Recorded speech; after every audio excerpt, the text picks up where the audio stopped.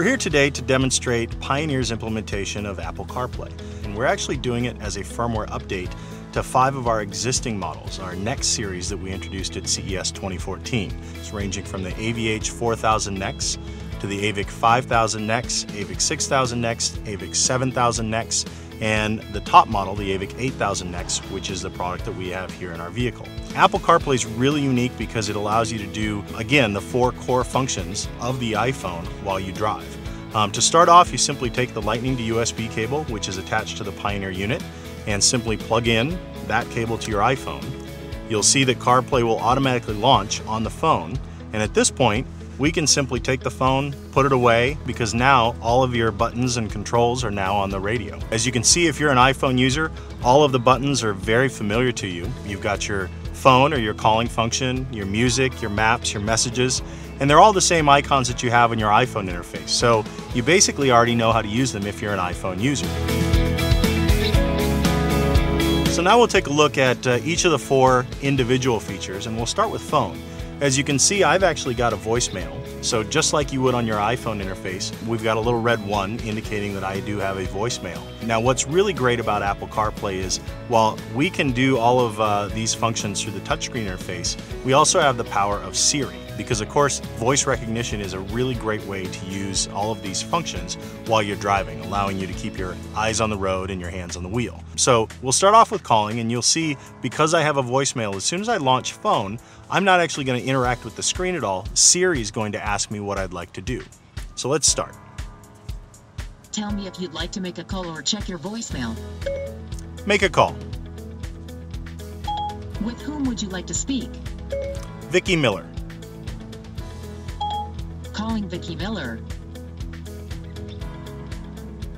So you can see Siri listened, asked who I wanted to call, and now she's completing the call. So I'm not going to bother Vicki, so I'm going to go ahead and end the call. But now as soon as we end, you can see we're back in that same familiar interface that you have on your iPhone. You've got all of your contacts, your favorites, your recents. Everything is very, very familiar to an iPhone user. To go back to the main screen again, we've got our simple home key, very familiar again. Quick press will take us back to the main menu.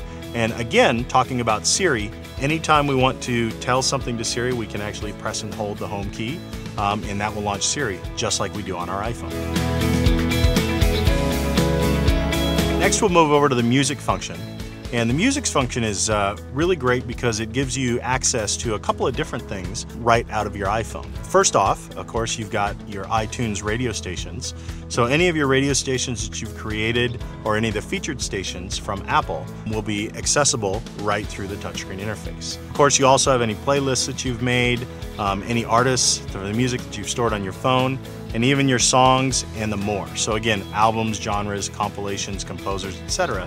Again, very familiar to iPhone users because it's exactly the same interface that you have on your iPhone. Again, Siri plays an important role here as well because we can simply launch Siri, play Taylor Fiore. Okay, Taylor Fiore coming up. Shuffle.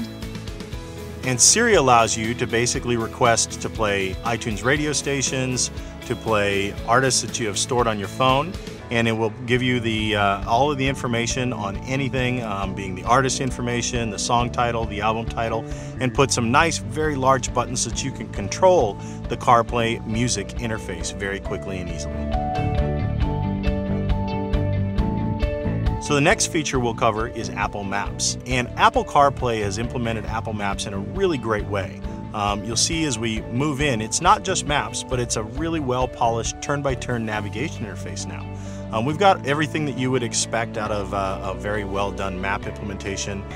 You can zoom into your location, you can scroll the map, you can see 3D and 2D. And it lists out common points of interest like gas stations and such, even traffic. What I really love about Apple CarPlay's implementation of Maps is the destination history. Because it looks at all of the information that's also on the phone, anything that we've searched for or even addresses that we've received in a text message or an email will come up and be listed. So it's a really, really powerful way to simply and easily access a lot of information without having to go in and cut and paste or type in addresses. It's all right there at your fingertips.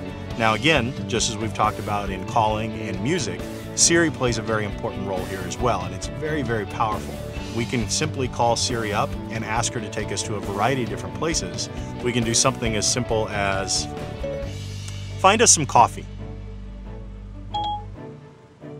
I found 12 coffee shops pretty close to you. So you can see we can ask for different subjects like find coffee or find a restaurant or find a museum. But one of my favorite parts is actually going back into Siri and asking her for something specific like an airport. I want to go to LAX. Getting directions to Los Angeles International Airport. And you can see she'll display the location on the map. She'll even give you different routes, taking into account traffic information because Apple CarPlay is pulling in real-time traffic information. So you can choose your different route and simply click start, and now the guidance will start.